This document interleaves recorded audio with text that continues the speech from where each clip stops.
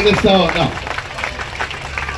2014 నుంచి ధర్నా చౌక్లో నేను కొన్ని వేల ధర్నాల్లో పాల్గొన్నాను. మొన్న కూటమి ప్రభుత్వం ఏర్పడ్డాక ఈ సంవత్సర కాలంలో కొన్ని ధర్నాల్లో పాల్గొన్నాను. కూటమి ప్రభుత్వం ఏర్పడ్డాక ఇంత పెద్ద ధర్నా చౌక్లో జరగటం ఇదే మొదటిసారి. మీరు విజయం సాధిస్తారనే నమ్మకం నాకు ఉంది. 2000 డిఎస్సి 3 డిఎస్సి ఉపాధ్యాయులు 7400 మంది ఉన్నారు. అందులో ఎయిడెడ్ ఉపాధ్యాయులు కూడా ఉన్నారు.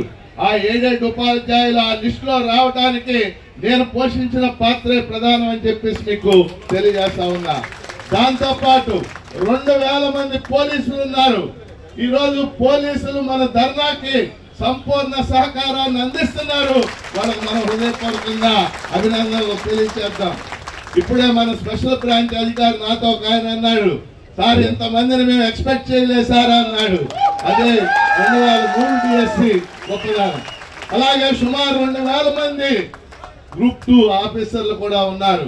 సెక్రటేరియట్ లో 100 మంది ఉన్నారు.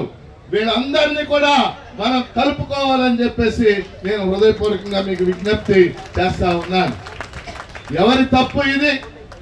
2003 డిఎస్సి వచ్చినప్పటి నుంచి నాకు తెలుసు. చాలా మంది ఆ డిఎస్సిలో నా దగ్గర కోచింగ్ తీసుకున్న వాళ్ళు కూడా టీచర్లుగా ఎంపికయ్యారు. 2004 సెప్టెంబర్ 1 నాటికి వాళ్ళు ఉద్యోగాల్లోకి రాకపోవడానికి అది వాళ్ళ తప్పు కాదు, ప్రభుత్వాల తప్పు మాత్రమే, సంఘాల తప్పు కూడా కాదు. మనలో మనం నిందించుకోవడం కరెక్ట్ కాదు. సంఘాలన్నీ ఐకమత్యంగా ఉంటేనే మనం విజయాన్ని సాధిస్తాం. కారణాలు ఏమైనా మీరు 2005 నాటికి అపాయింట్ అయ్యారు, సిపిఎస్ లోకి వచ్చారు, అనేక ఉద్యమాలు చేశాం.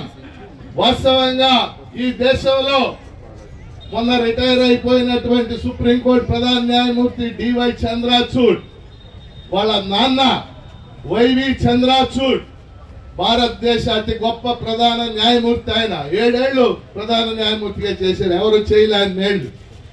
ఆయన కాలంలో అనేక చారిత్రక తీర్పులు ఇచ్చాడు ఆయన. అందులో ఒక చారిత్రాత్మకమైనటువంటి తీర్పు D S Nakara versus union of India. D S Nakara NAKARA అది ఒక కేసు అన్నమాట. D S Nakara versus union of India కేసులో జస్టిస్ వైవి చంద్రచూడ్ ఒకటే చెప్పాడు, పెన్షన్ అనేది ఉద్యోగుల హక్కు, ఉపాధ్యాయుల హక్కు, అది భిక్ష కాదు. ఆ తర్వాతే ఓపీఎస్ రావడానికి మార్గం ఏర్పడింది అనేది మనం గుర్తుపెట్టుకోవాలి. పెన్షన్ అనేది మన హక్కు. అది సరే, వాళ్ళు ఏ కారణాల వల్ల ఎన్పిఎస్ అన్నారు, సిపిఎస్ అన్నారు, యూపీఎస్ అన్నారు, జిపిఎస్ అన్నారు. మనం ఆ పిఎస్లన్నిటికీ వ్యతిరేకం. మనం అనుకోవడం ఒకదానికే, ఓపీఎస్ కి మాత్రమే. ఈరోజు ఇలాంటి వాళ్ళు అనేక రాష్ట్రాల్లో చాలా మంది ఉన్నారు. అందుకని కేంద్ర ప్రభుత్వం ఒక మెమో ఇచ్చింది, మెమో నెంబర్ 57. ఈరోజు 16 రాష్ట్ర ప్రభుత్వాలు దాన్ని అమలు చేసినాయి. కానీ ఇప్పుడు పెద్ద ఎత్తున వీళ్ళు డబుల్ ఇంజిన్ సర్కార్ అని మాట్లాడుకునే మనకేం అభ్యంతరం లేదు. అక్కడ ఇక్కడ 2 మా ఇంజిన్లే ఉన్నాయని చెప్పి ఇప్పుడు అక్కడ పైన ఇంజిన్ ఇచ్చింది కాగితం మెమో నెంబర్ 50. మీరు ఎందుకు అమలు చేయరు ఈ ఇంజిన్ అని మనం అడుగుతా ఉన్నాం.